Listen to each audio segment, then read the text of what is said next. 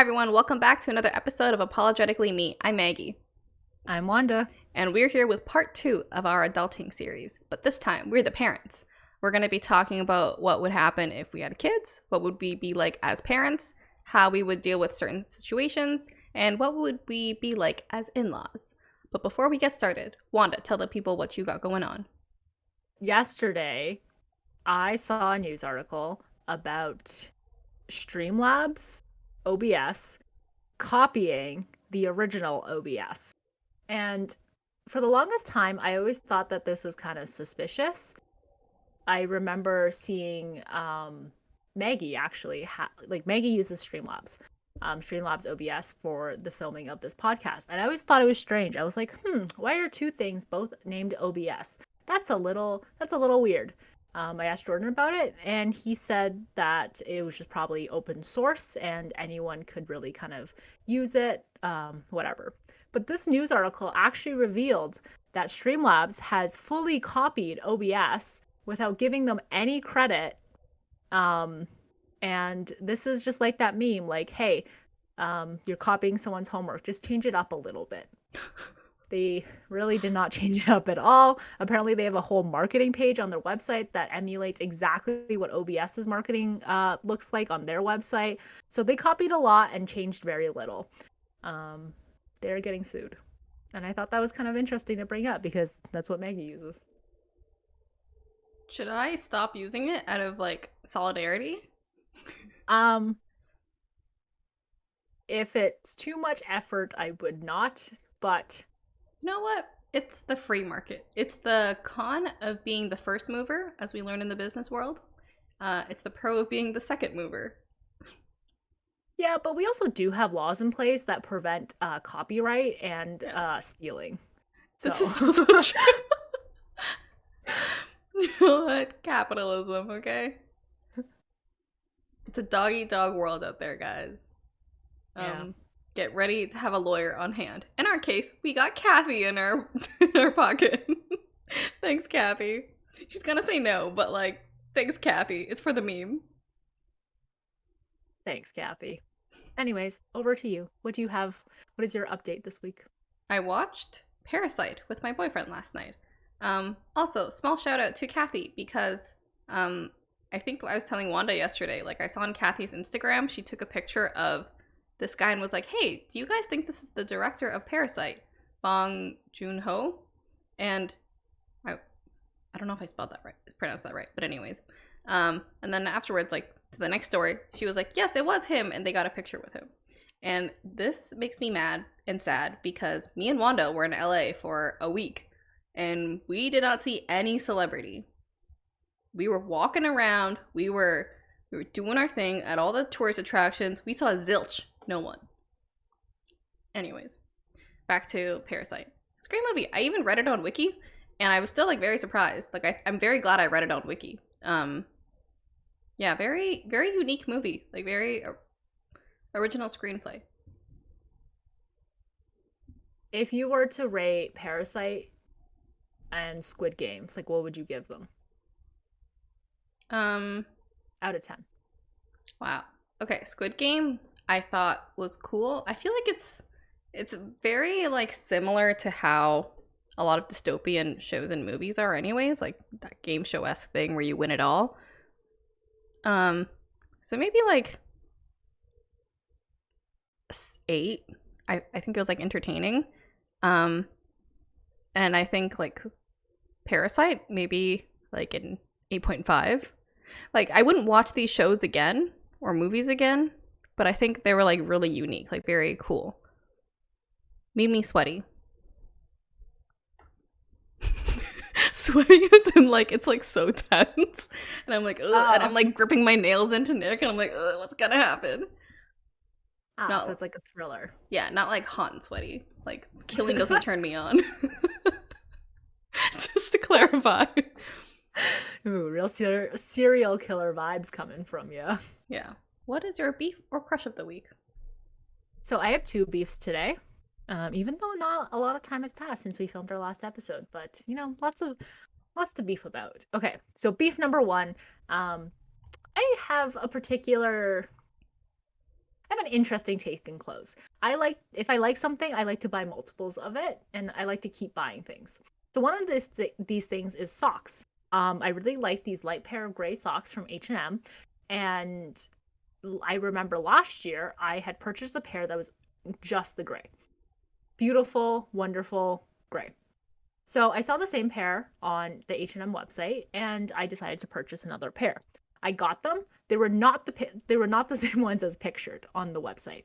So I was like, this is strange. It was a multi-pack of different colors of gray socks, but on the website it's only like it's a singular light colored gray sock.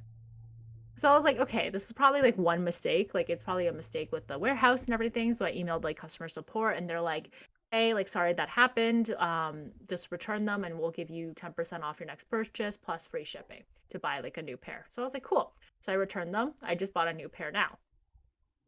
It's the same ones.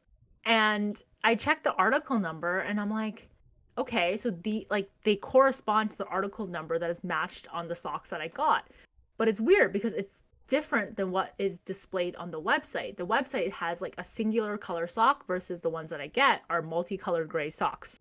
So I think the picture is just wrong or something is wrong with the actual like labeling of these socks because if you actually try to find these socks on the website, they don't exist. Like you can't find them at all. So it's kind of strange in that way. They also forgot a pair of pants that I had ordered, which was very upsetting. The customer support person was like, I see that it was included in your order at the warehouse, but then it's missing when you got it. I was like, yes, that is what happened. But also, how do you know this? Are you blaming me? That's like That's what it felt like. Yeah, It felt like in a very accusatory tone of like, so I see it's not there once you got it. I'm like, yeah, that is what happened. That's what I'm telling you. And I was just like, I was like, can you just reset it? And they're like, we'll give you a refund. I was like, okay. That kind of sucked. So that was my beef number one. I'm still on the hunt for those socks. They told me this could be a warehouse issue that requires escalation, but their system is down right now. So to email back in 24 hours. And I'm like, can't you just flag it? Like, why do I have to email back? I mean, it's H&M. They're not known for their great service and quality. Yeah, I like at least they're fast. Like Yeah. I usually get a reply within 30 minutes, so that's kind of cool. My second beef is not really a beef, but more so something I've been thinking about for the last day. And my beef was with Maggie. So we wanted to go on vacation together, so we had decided to maybe go somewhere domestic just because we don't want to maybe take like PCR tests because it's expensive and it's also really stressful because you only have like a period of 36 hours, I think, that you can take it in. So a lot of times you won't get the results back in time and a lot of places like might not even like do a PCR test. Anyways, process is very stressful. So originally we had suggested Vancouver. Maggie asked if it rained a lot and I said I don't know. Let me ask Jordan. Because Jordan lived there throughout December for 8 months. And he said, yeah, it rains. It's pretty heavy rain, but then it stops and it's pretty heavy rain again. So Maggie went like back and forth a few times, and then she's like, you know what? Not really feeling Vancouver. So I suggested a few other places, and she's like, what would we do here? Not really feeling Montreal. I don't think we have anything to do in Banff. But she has provided no other places, and then she's like, how about New York? Okay, so my Vancouver thing is only because I saw it on Reddit where it was like the port of Vancouver collapsed due to heavy rain, and there's like a lot of mudslides going on in Vancouver. So they were saying like the only connection keeping Vancouver to the rest of Canada was broken, and like that's underway and stuff. And yeah, just because like the heavy rain. That's what I saw on Reddit anyways today. That's why I was like, let's not go to Vancouver. But you didn't tell. Well, first you didn't tell me that. That wasn't what you told me. Well, you check out Reddit frequently, so I thought you would have known. I thought we were on the same page here, okay? I didn't see that, and it was just more of like, it's raining a lot, it's heavy rain, maybe we should. No, it's because of the mudslides, and someone died from that. But yes, I think that is a fair reason to not go. My main complaint is, please suggest somewhere else for us to go. I mean, if you guys don't think the Vancouver thing is that bad, then I'm down to go, because like Vancouver is on my bucket list for a while. That's a understandable beef. I don't know what I want either. You suggested none of it, and I shot that down very quickly. I think you said that as a joke. What do you mean none of it? You said, so where do we want to go? Banff, none of it. And I said, none of it. None of it.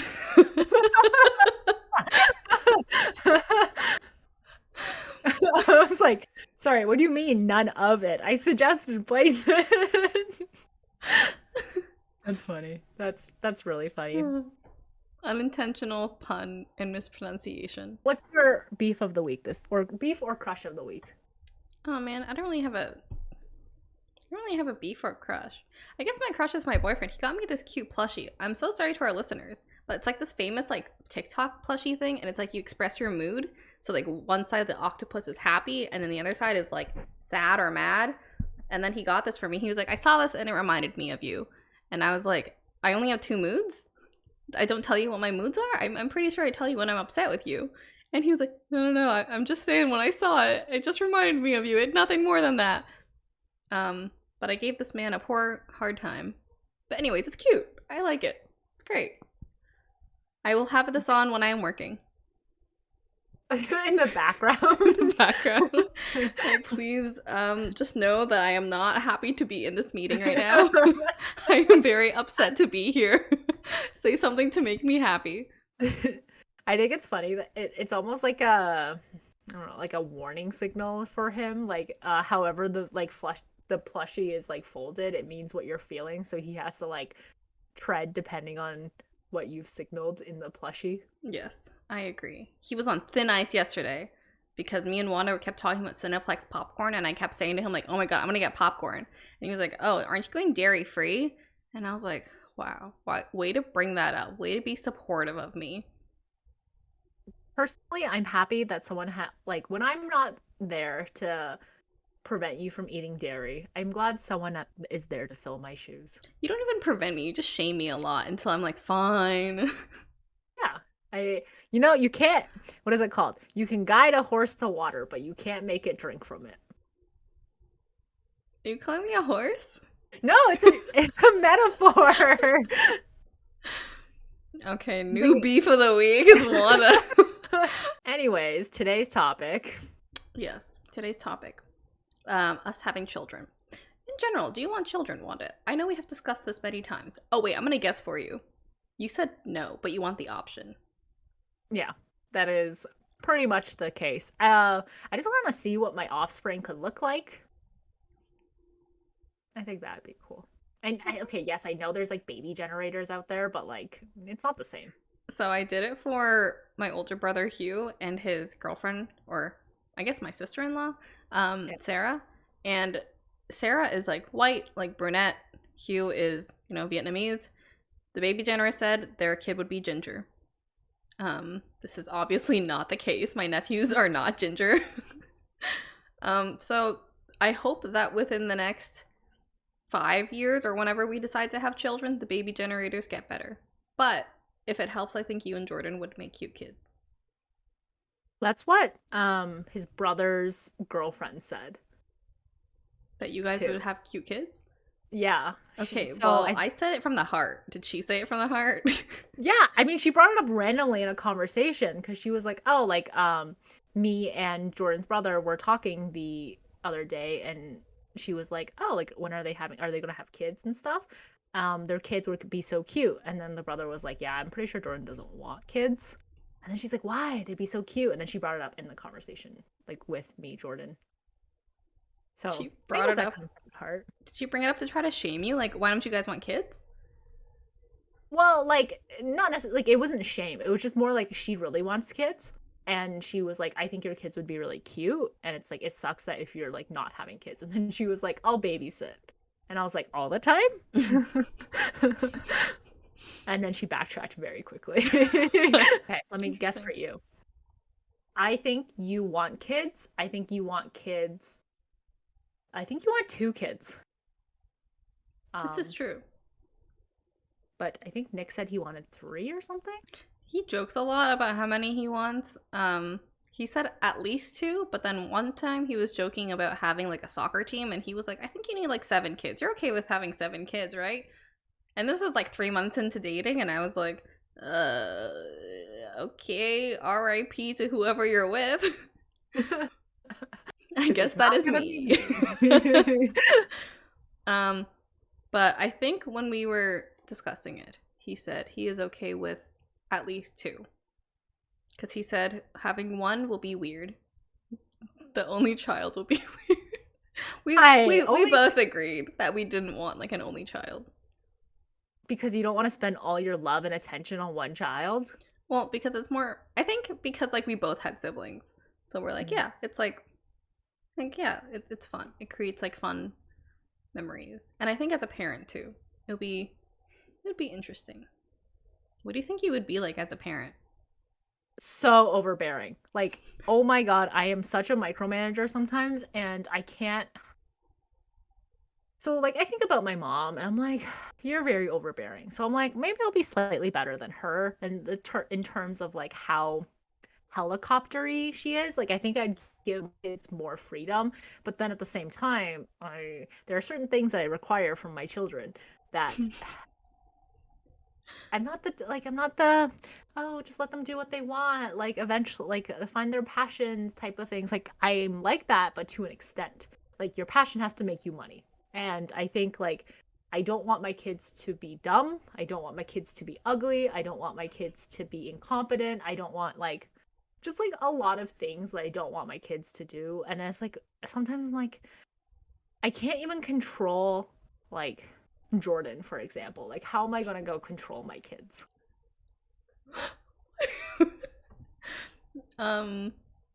One, why do you feel the need to control Jordan? 2, you don't need to control your children. I don't think you're gonna be able to control them. They will be controlling you. But like, why do you need to control Jordan? Drawing like an example here. Like I'm just saying like, oh, like when you want when you like want someone else to do something and they don't do it immediately and you're like, ooh. So it's like, what if I have that with like all of my kids and I'm like, hey, like do the dishes, and they're like, okay, and then they don't do it immediately. It's like I meant right now. Yeah. What about you? Ugh. I just think about like my younger brother, because like, yeah, that whole like wash dishes now, and he's like, I'll get to it, but then he never does. And it's like, oh, it drives me up the wall. And he'll always say like, I'm gonna do it, and then if you say it again, he's like, well, because you nag so much, I'm not gonna do it. And I'm like, oh my god, it drives me nuts. I mean, Nick is pretty good at that, but usually we don't. I'll ask him to do things, and I think he does it pretty quickly. But also, our relationship is still quite new, so we will see. Give it another year. We'll see how things go. I think I would be exactly like my mother. Unfortunately, I think I would be like overbearing. Maybe not as overbearing. I feel like it gets a little bit better throughout the generations, because like she'll say how strict her mom was, and like how overbearing and everything, and how everyone had to get married and that kind of thing. And my mom is like way more relaxed about that part, but she is still like a little bit controlling and overbearing sometimes. So I think I will be a little bit better, but I am also still, you can't break someone's micromanaging thing out of their genes, you know? I think I'm still gonna be like my mom. How do you feel about not being the fun parent? I think I would resent my partner if they were the fun parent. But you know that they're going to be the fun parent, because it's like, I don't think I'm going to meet, unless we had children, you would be the fun parent.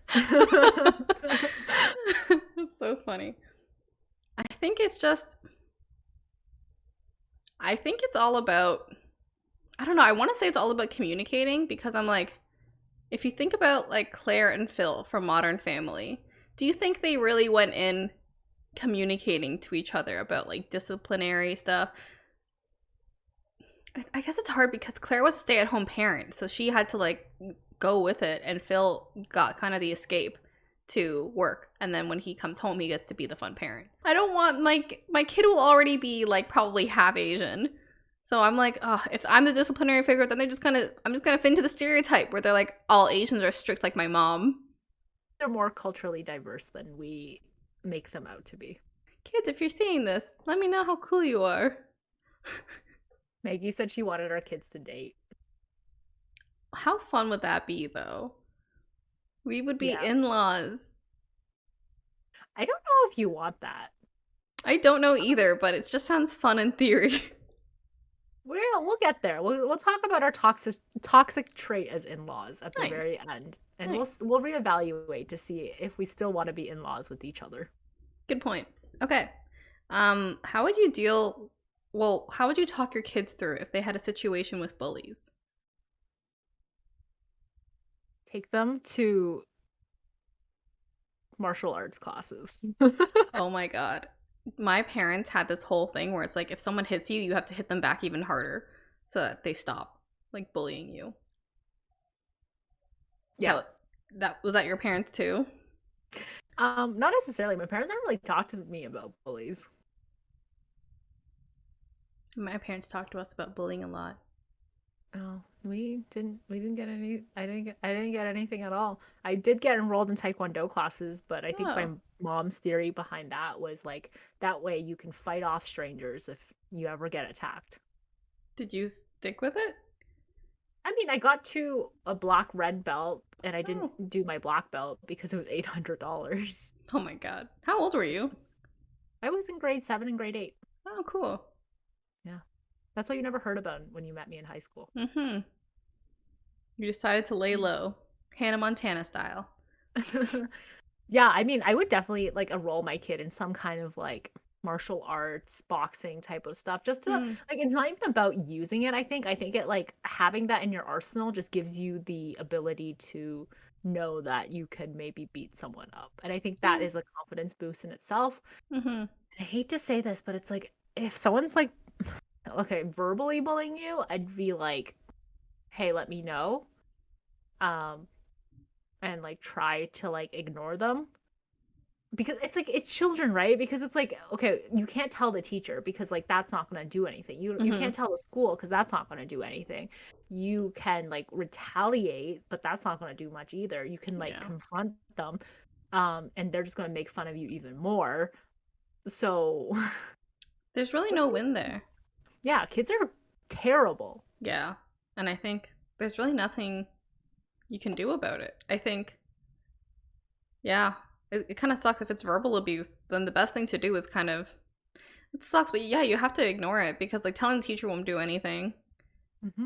If anything, it just gets you like the reputation of a snitch. And the other person is like where they're coming from. If they're bullying you, they're coming from a place of like they're jealous of you, like they resent your like happy family, or like they're going through stuff at home too, which is never okay still, but it's like they're kids, like they don't know how to deal with stuff. I think like putting it into context could be important when like talking about bullying and stuff, like oh like you kind of just don't know what the other kid is going through kind of thing. This could come from like somewhere else. Like talk to me about it and tell me about like the things, and if it gets like really bad, I guess it's like you have to transfer schools. Like oh my god. I made the mistake of like telling my mom when like someone was like verbally bullying me, and my mom like went and told the teacher, and I was like, I resented my mom so much for that because I was like, oh my god, now I'm like a snitch. Like the other person like thinks I'm a tattletale too, but it did stop. So win-win. I just feel embarrassed, but still win-win. Is that for you? Like well, it stopped for me. Like the other girl was just like, I think she was just like a very jealous person. So, she's very fake. A lot of people didn't like her anyway, so But yeah, I think if I was just ignoring it too, then I don't think anything would have come out of it. I mean, no, I think like it just would have gone away, and like you hold that resentment towards the other person. Or you give the kids like, you tell the kid what to say, and you're like, hey, this person's just saying it because they're jealous, and then your kid will say it to the bully. they'll Oh stick with the bully for years. no. Or they'll get beat up. Too. Well, let's see like how the kid turns out. Like if it's the scrawniest kid I've ever seen in my life, then maybe maybe I hope they don't do that. But if it's like taller than the rest of the people in their grade, Yeah. like okay, maybe we'll talk then. Wait, so you're saying if your kid was being physically bullied, you would tell your kid to fight back? Like defense? Yes, I think I would tell my kid to like defend themselves I agree. because they're probably going to get suspended anyways, even if they Yes. don't fight back. Yes. So you might as well get some good punches in, or I don't know, you might as well just like protect yourself, and it's better for your reputation this way. I think, yeah, defend yourself, and then immediately after that happens, you need to call me or your parent or other parent to let us know. Keep us in the loop, and then we will come defend you. And we will sue if we need to. Yeah. I think that's like, I'm not gonna be like a Karen about it, but like I will like support my kid if they get into a fight that wasn't like they caused this fight. I will be supportive of them. You can suspend them. Suspensions don't even matter anyways. In middle school, elementary school, I think even high school. Do universities even look at that?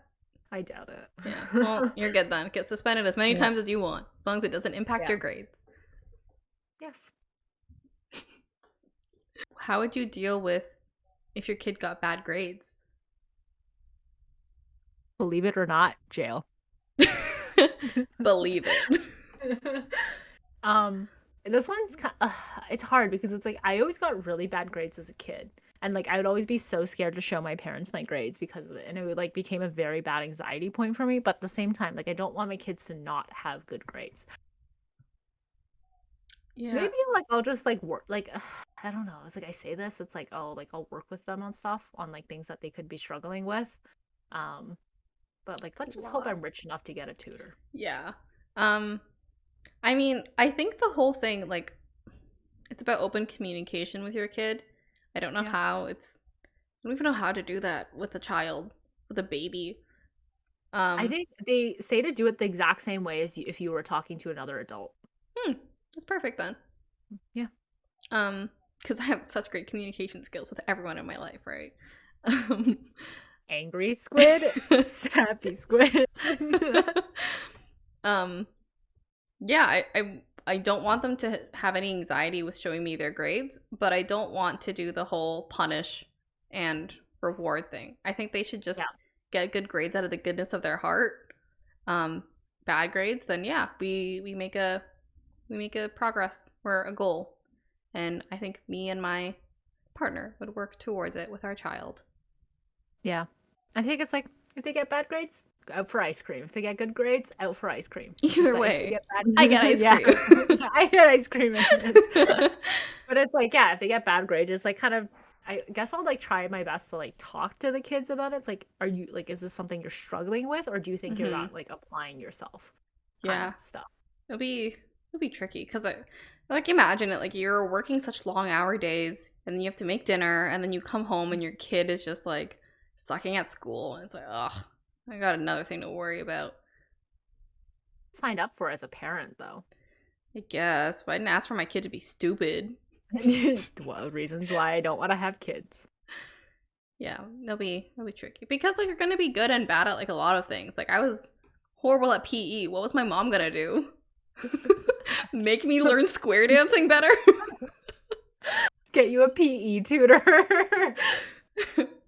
Maggie, this is how you play hockey, okay? Stop getting hit in the face by balls. Duck better.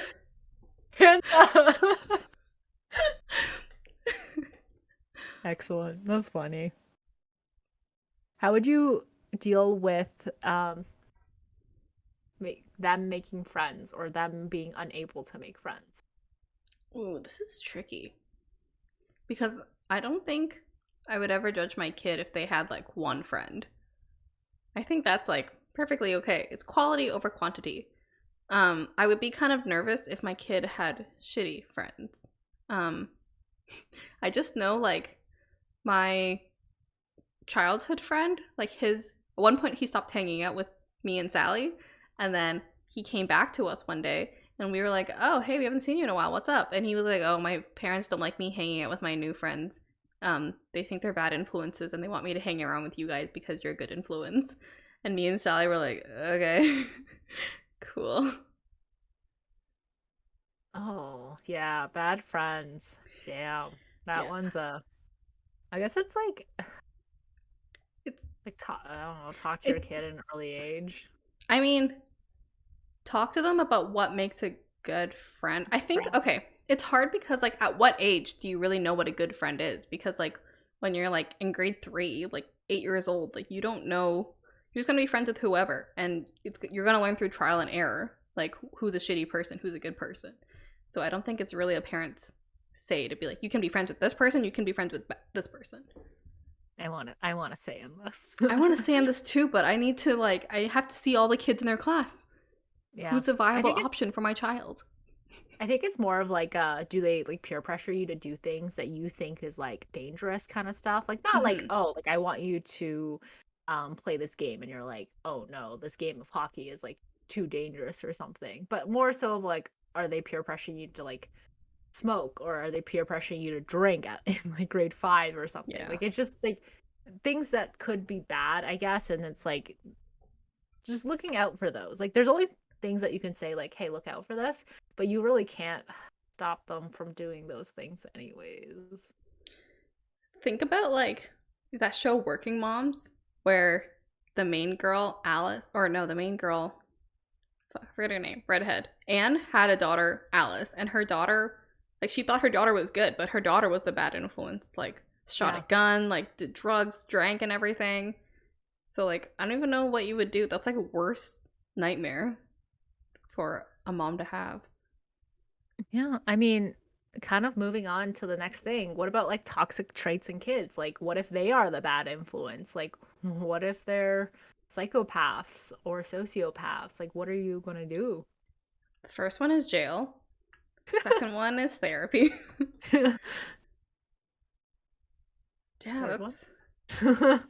Third one, jail again. Just a bunch of rehab until you get it out of your system. Ugh. But it's always scary, right? Like you hear those stories on Reddit where it's just like one kid is just born and they are just like they have no empathy whatsoever, and they like try to kill the family, they try to like kill like the siblings or like bully the siblings and stuff, and it's just terrible. And it's something that you like is really hard to work out of the system. Yeah, I don't even know what I would do. I think it's even hard to pick up things like autism when the kids are really young. So I think that's kind of like the parent has to work with other adults too, like teachers and stuff, and the teachers are the ones who kind of pick it up because they see the way that they, I guess, like collaborate with other children. So I guess like it's gonna be kind of hard to tell. It kind of sucks that you won't be able to tell right away though. Like you could go like 6 years thinking your kid was perfect and fine until you find out your kid's actually a bully. Or they smoke. Or they smoke at the age of 6. Disclaimer, we're not saying autism is a toxic trait. We're just saying like it's something to pick up on. Yeah, and you won't necessarily be able to pick up on it. Yeah, I think that it's a lot of things too. What would you do if your kid had a toxic trait? I don't know. This is one of the unknowns where I'm like, this is why I don't want to have children. Because like I'm so scared that my kid is gonna turn out like psychotic and I can't do anything about it. And then like I'm gonna have to go through that, like I hate my kid, but I can't hate them. And it's like I feel like it's just gonna tear me up inside. Yeah.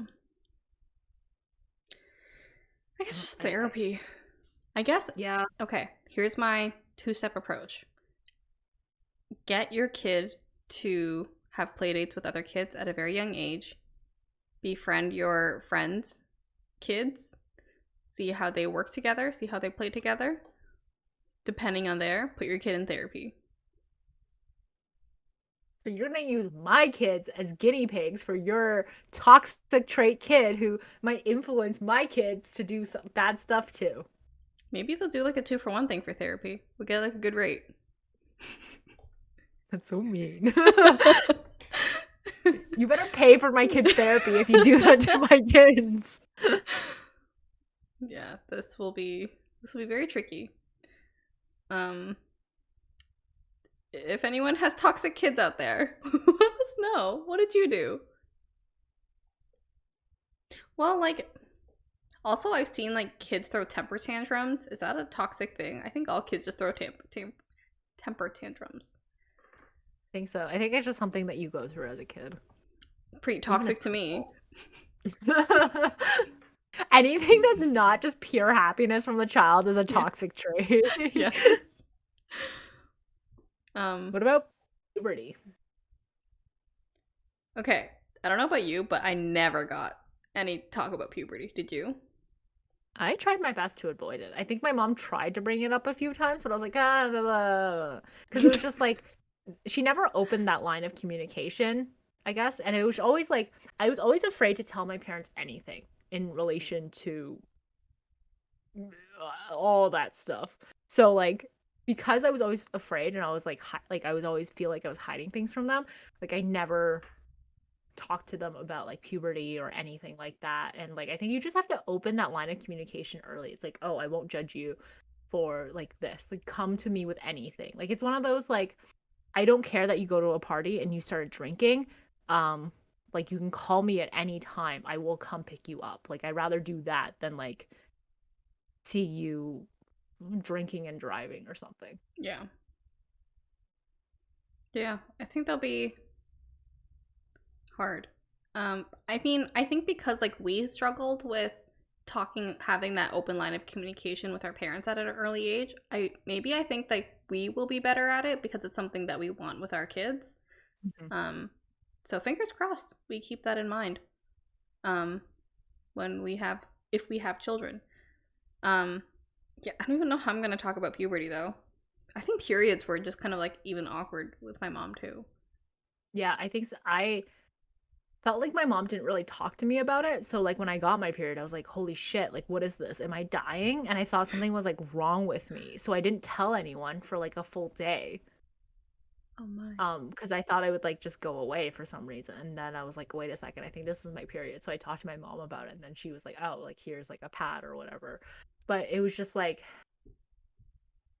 yeah, like it just never felt like comfortable kind of discussing it with them. And like I feel like I'm trying to like, I think growing up I had a lot of issues talking about periods and like hearing other people talk about periods. I felt like it was very faux pas, but like now I'm trying to like get more comfortable with it. Mm-hmm. I recently trained my boyfriend on the different types of pads. Yeah, I mean I knew about periods and stuff, like they teach us in I think grade 3, but they don't teach you very well, I think. Yeah. So I think when it happened to me, I was just like, what do I do? And I kept calling my mom and I was like, hey, I don't know what I'm supposed to do about this. And she was like, okay, go into my drawer, just put one on and we'll talk when I get home. So I used a liner and I was like, I keep having to change this every like 2 minutes. Like, I don't understand. And then, she came home and she showed me how to put on a pad. But yeah, it didn't like, I think when it happened, when I started bleeding, I was like, okay, I know this is a period, but I don't know what the next step is. Yeah, so maybe like teach them how, like, okay, if it's a girl, I guess, like teach them how to identify what a period is and like how to use products, I think even before it happens, such that like if they do get their period during school or something, they're not like, holy shit, like I don't have anything to do. And I think it'd be good to pack them like a little emergency bag kind of stuff where it's like tampons, pads, liners, like Vital maybe, just like things that they could like band-aids, just things that they might need. But like again, if it's like a guy that's like your body is changing, you're going to start growing hair, all of that conversation. I don't know how I'm gonna have that discussion with boys, I'll be honest. I'm hoping that I will still have a partner when I have a son. And I don't know how to tell boys, like, by the way, you're gonna get boners like randomly, like it's not a big deal. Think about something bad so that you don't embarrass yourself in public. But yeah, I feel like I'm not fully equipped and knowledgeable about this area. I hope maybe that will change. Maybe my partner will tell me. Again, it's about having a game plan and united front with your partner. Yeah. I think the whole thing too is like, for me anyway, I mean, how I see it is I don't want like the mom to only talk about periods with the daughter. I think it should be both parents talking about it. Like the dad, like it should be okay for the girl to talk openly about periods with her dad. Like I know like I had to hide my period for so long. And like my brothers like made fun of me for having a period. And I had to like hide pads and stuff. And when I talked about pads, they were like, ugh, gross. Why are you telling me about this? I don't need to know the different colors. I think you bring up a really good point about the whole like talking, like not just talking to girls about periods and not just talking to boys about like what happens with their bodies and stuff. I think like also the not just having the same sex parent talk to the kids, but also making sure that they know like the other person. Like you don't necessarily like need to like talk to your daughter with like your partner, but it could just be like one of you, for example, but to like make sure that they know that they can go to either of you, Mm-hmm. and like it's still like it should be equally as comfortable going to me as it would be like the Yeah. child's like father in Mm-hmm. my example. Yeah, I agree. I want the dad to know what kind of pads the daughter needs. Yeah. And I think it's like it like if I were to die, like I want them to like I don't want it to be awkward. Like Mm-hmm. I know it's like a thing that I see on Reddit a lot where it's like it's a single father and like the mom died really young, so like the daughter never really had like that kind of talk and stuff and like what to do as a dad, like as a single Oh. parent with like a daughter and stuff. And like there was like really good suggestions of like hey, like you can talk to her about it, but also like you can start like just creating like a stash in like her bathroom where it's like visible and stuff of like the things that she might possibly need. And Mm-hmm. then when she like figures out what she likes and stuff, like tell her to like tell you and like just observe, I guess. Yeah. Okay, so kind of like similar on the topic of like puberty. What about like the sex talk, sexuality, and dating? Ooh. I really hope my kid is like me when it comes to dating. Like in the Nobody. sense, nobody, no interest, nothing. I think like how I saw it at an early age was like there's no point in dating anyone. Like elementary school, middle school, like you can have crushes and stuff, but like, to me it was just like it makes no sense to date. Like you don't have money, you don't have a car. Like your parents have to know what's happening. And I can't keep telling my parents I'm hanging out with the same person every day because they won't believe it. And so yeah, so I never saw like a purpose to it. But I really wish that if my kid ever was into anyone, well, it was like wanting to date someone, that they would ask me, come to me for advice, have that open conversation with me, like Lorelai and Rory, until Rory Mhm. turned into a shitty person. Yeah. Yeah, that's the kind of relationship I would want with my kid too. Do you think there's like an age that you would say like you can't date until you're this age? No, that's a bad thing to say. Okay, cool. We're on the same page there. Yeah. It's like if you say that, then it's like, it's almost like a magical number to them. Mhm. And it's like, I want them to see it as, I don't know, it's not like a bad thing. I just don't want them to like, oh, it's tricky because like, I keep thinking of that working moms thing and their daughter Alice and how she was very like kind of provocative at a very young age, Mm. like very sexual very early on. And it's like, it's not a bad thing, but it's like, it's definitely like an awkward conversation. Yeah. I guess it's like kind of like I don't know, do you want them to come to you before they like think about wanting to have sex? I definitely want them to come to me because if Okay. it's a girl, let's talk about birth control. Let's get them on the pill. Yeah. Okay, yeah, no, that's fair. Yeah, I think so. Okay, even if it was a boy, I think you should be like, okay, like here. This is measure your penis and then we'll figure out the condom. I mean, like you could do like the thing where it's like you can subtly like do it where it's just like I like just put like condoms in their bathroom. Yeah. But I And then it's also like, would you be okay with your kid bringing over their sexual partner, like 16 not years old? not when I'm home. Like I think it's like if they're going to have sex in my house, I cannot be home. Please do not have sex in my house while I'm home. And that I can hear you. I like at 16. So I think it's like if I'm not home, whatever. If I'm like I'd rather you do it like at home than somewhere else that could be dangerous. But when I'm home and if I can hear you, that is a big no-no. Please do not do that. But other than that, like If you're 16, no. But if you're 17, game on.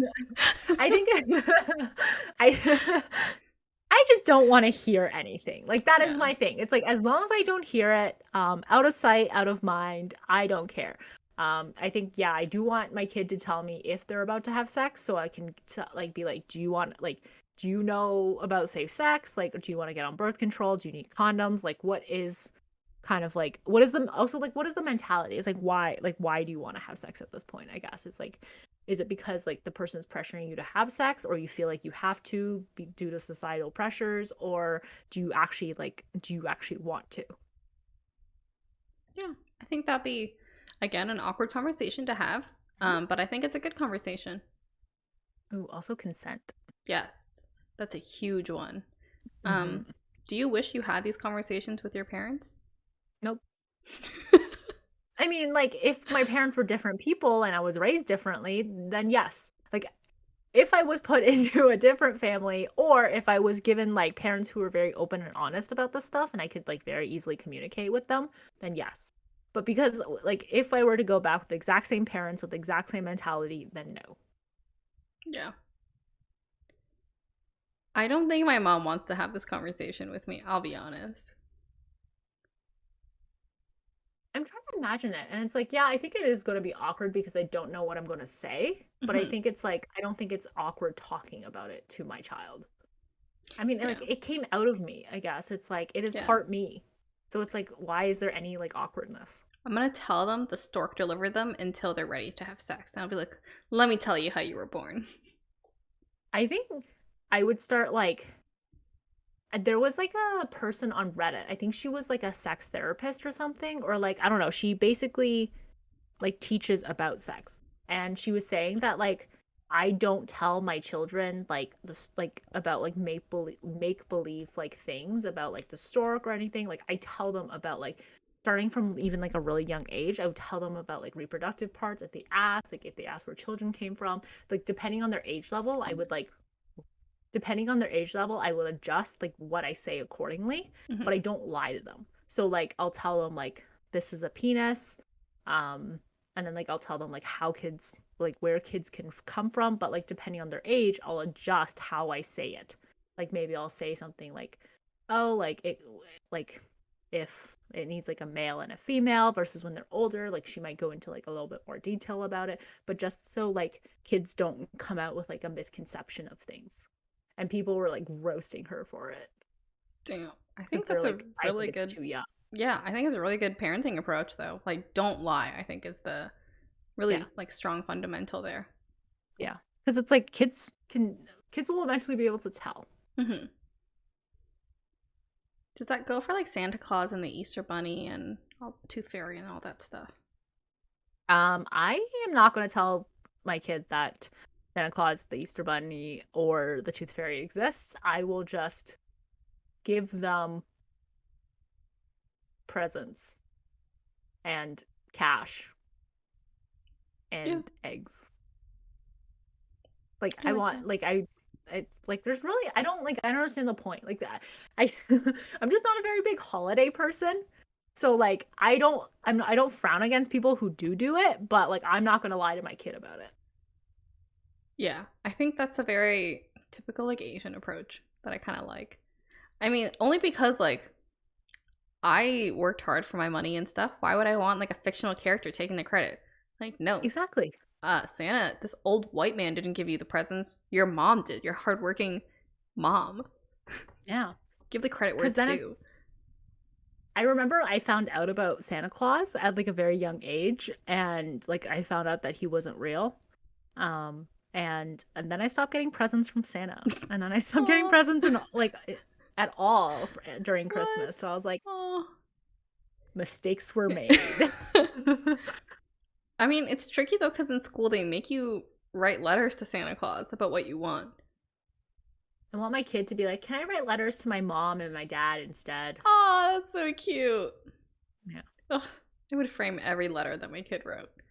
Okay, you say that now, but you want two kids, and I feel like after the first one, it's I gonna will get frame tiring. everything. One room will be just framed ugly things that they gave me. Oh my god. Behold my stuff. What if you're like, how would you approach like sexuality? Like, how would you approach your kid maybe not being straight or not being or feel like they're not in the right body for their gender or something like that? Ooh, that'd be kind of tricky. Mhm. Mostly because like we're both cis and heteronormative, so it'll be like a not a tricky, but I think it'll be like unknown territory for us. And I think I don't know. So like my instinct is to wait until my kid brings up that they have a crush or something. Then I'll be like, yeah, totally okay. And then I can say like you can crush on anyone. Or I think it'll be maybe like playing into their consciousness like subtly, like getting like children's books that have like, you know, like same-sex couples or like that kind of thing, so that they're kind of like raised knowing that this is the kind of lifestyle other people have, so that I don't really have to explain it, but like books kind of do. Knowledge is power. Knowledge is fun. Yeah. And I think, oh my God, I think that is an absolutely great idea. I think exposing them to those types of relationships at like a very young age is like in children's books, and then them growing up thinking that it's completely normal to like the same gender or to like a different gender or like whatnot, I think is very, very powerful. Because like once you normalize it, I think it becomes like even if other like if their friends are like, oh, gay people, ew, kind of stuff, I think it's like it's going to be harder to change what is already engraved in them. And then if they do start, like, if they do like someone who, like, if they do turn out to be gay or bisexual or agender and all that stuff, it's just like they'll know what it is. Like, I know, like, I've read a lot of things where it's like gay children have like a crush on someone of like the same gender, but then they're like, this is weird, like this is probably not a crush, and they're like, is there something wrong with me? And like a lot of those things that lead to like anxiety and depression, so it's like normalizing it, I think, is very excellent. Also, go all the writers out there that are writing children's books for like non-heteronormative relationships. Yeah. Even like introducing like BIPOC characters or like not straight characters in like popular cartoons is like very huge movement, and I know there's like a lot of protest against it, but it's like it's for the best, you know, it's to match like what's currently going on. I saw that they introduced like the first Asian Muppet recently. Oh, cool. Yeah, very cool. I never liked Muppets, but cool. Yeah. I love reading children's books. Me too. I loved reading as a kid. Oh, wow. I'm glad the Asian American Muppet does not look stereotypically Asian. Do you know what I mean? Thank God. I don't know what it looks like, but thank God. It's cute. I was imagining like some slanted eyes, but you know. I just because of how we grew up, I just expect the worst. Yeah, I just like I hope that like me and my future partner are very selective about where we raise our kid too. Not that like our city is bad or anything, but I think me and you, like, we went through like pretty big challenges and like obstacles. I think growing up with like predominantly white people. And I think like, you know, growing with some diversity, that would have been like really cool. And I think being a half Asian kid, I think, is sometimes even harder than just being an Asian kid, especially if you look kind of Asian, but you also look kind of white. It's one of those like you don't fit in with the white kids, but the Asian kids don't accept you either. So it's like you're kind of like all by your lonesome. Bye, Nick. I'm gonna go find a Vietnamese guy so that we can have full Vietnamese kids so they don't have to go through this. I mean, you could just find another like Asian man. Like you don't have to make you into thruples. But like it's his kids that I want. We can have kids. What would be your toxic trait as a parent, other than the ones that you've already listed? I think other than like being overbearing and like a micromanager and helicopter parent, I'm perfect. Literally like such big things, but it's like, like other than those, I'm fine. I'm yeah, great. Exactly. Yeah, that's about it. How about you? Yeah. It's one of those like this kind of feeds into the whole like what is your toxic trait as an in-law? It's the whole like I feel like I'm gonna be picky about who they bring home too. Like I'm definitely gonna express like maybe like not outwardly my opinions of like their partners, but I wanna think about it. Like I'm not gonna like they have to be good people, I think. Yeah. And it's like if they bring home someone that's like not good people, then it's like I will vocalize this. But if they like hard because it's like they have to live up to my standard, but I'm like I don't know Yeah. what my standard is for my kid. It's it's tricky because like my mom is like a huge manners person and I'm the Mhm. exact same way too. And my mom and I are both huge shit talkers. So this just like it's just very hard for anyone to come into our family basically. Um so I think like yeah, I think like my toxic trait would definitely be like picking up their manners and probably shit talking. But it's like very basic manners, I think. Like just saying hello, your polite thank yous, like making polite conversation, offering to do things, bringing a present every once in a while. Not bad. Um yeah, I feel like I want to say it wouldn't be that difficult, but I don't know. I might be one of those people who are like, my kid is perfect. No one is good enough for my kid. I'm gonna marry my kid. Oh no. Okay, Yolanda Hadid. I really hope I'm not that kind of person, but you never know, right? I don't think I'll be that type of person. I think I need someone who like I hope they bring someone who vibes with the family. Like if we're Yeah. a whole family of extroverts and they bring home like an introvert that barely talks, like that's not our vibe. And Oh, I think they would struggle to fit in with the family that way. yeah. I guess that's fair. Well, would you say that Nick is introverted or extroverted? Say he's mildly extroverted. Yeah. Like Okay. I could put him on the cusp, but I wouldn't say he's like Yeah. introverted. I would also put him on the cusp, but he describes himself as introverted. So I'm like, if our child brought home an introverted person, wouldn't necessarily be bad. I don't think it's like it's one of those like you're introverted, but you're also like because some people can force extroversion even though that they're like Mm. introverted just for like Yeah. social settings and stuff. Mm-hmm. But like even though they can enjoy time by themselves, it doesn't necessarily mean they just can't make or carry conversation. Yeah. I'm hoping I can just trust my kid and know that they'll date like a nice person. I think it just goes back to the whole dating topic, like who and the whole friends thing, like who's a good friend, who's a good partner, Hmm. kind of thing. And then I trust them. And if that person's shitty, then you gotta do what you gotta do. Put up with a shitty partner. Like depends on like how shitty. Like if it's like really shitty, then it's like I'm gonna go talk to my kid about it. It's like why? What do you see in this person? And then if they're like just mildly shitty and like a very like I think everyone's like shitty. Like there's always like some Yeah. shittiness for every single person. So it's like really depends. Yeah. So you would talk to your kid if they had like a shitty boyfriend or girlfriend. Yeah, I'd just be like, so like, what do you see in this person? Yeah, I would. I'd agree with that. Do you think Jordan would? Like What? he'd be on your side. He'd be like, yeah, what do you see in this person? I think it had to be like a united front. Like I'd first talk about it with Jordan, and then Yeah. I'd like talk about it. Like if it is like an issue, like I'd Mm-hmm. like just bring it up to my kid at least, and just be like, have you kind of like noticed this behavior? Yeah. But Do I they always also do this? yeah, but I also hope that I can like I hope that me and my partner, like if we do have kids in the future, that our relationship models like a very strong, like nuclear relationship Mm-hmm. that doesn't necessarily fall into traditional like gender roles either.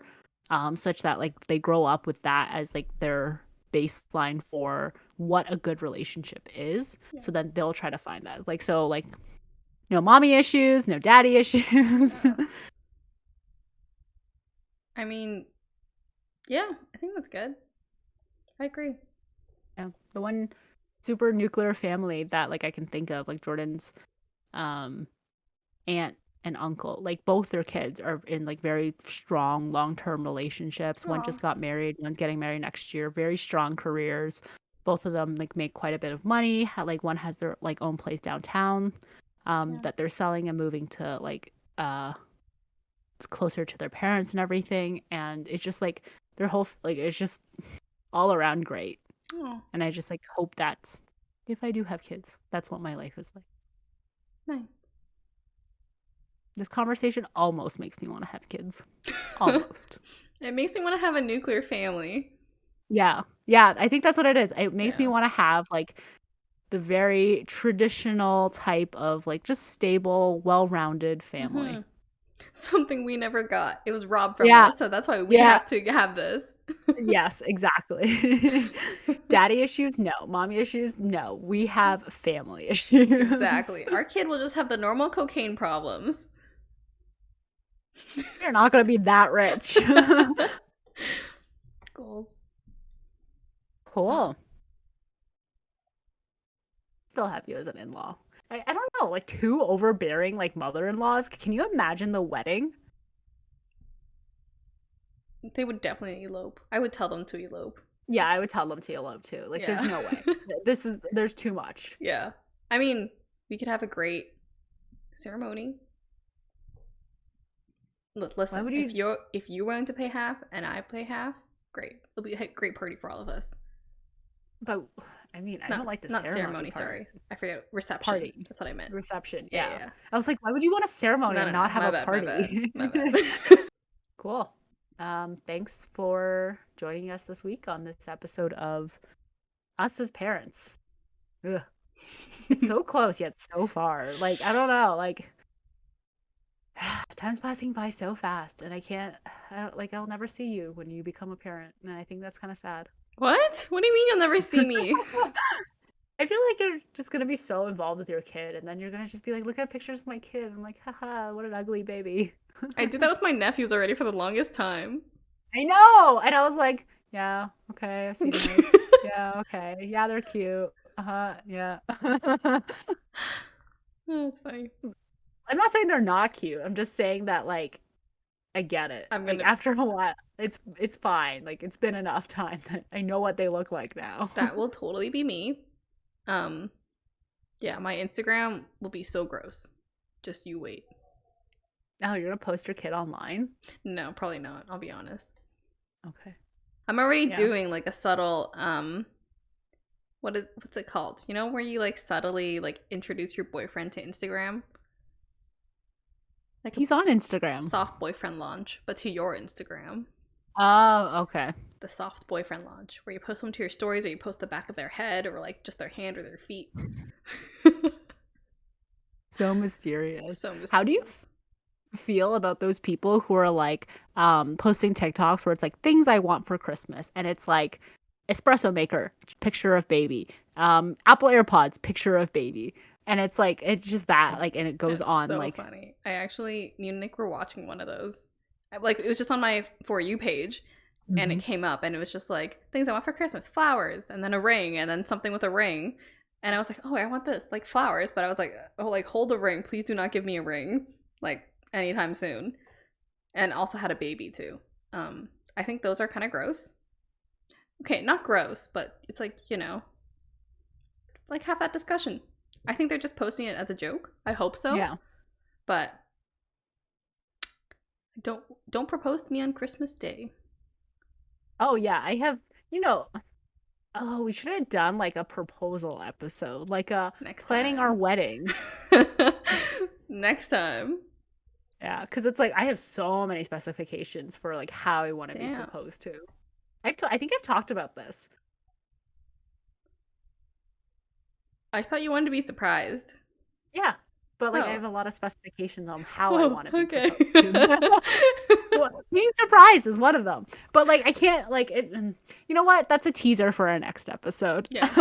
Nice. Originally, it was gonna be a 2-part series, but we're gonna extend this out. Yeah, maybe for Jordan and Nick to watch.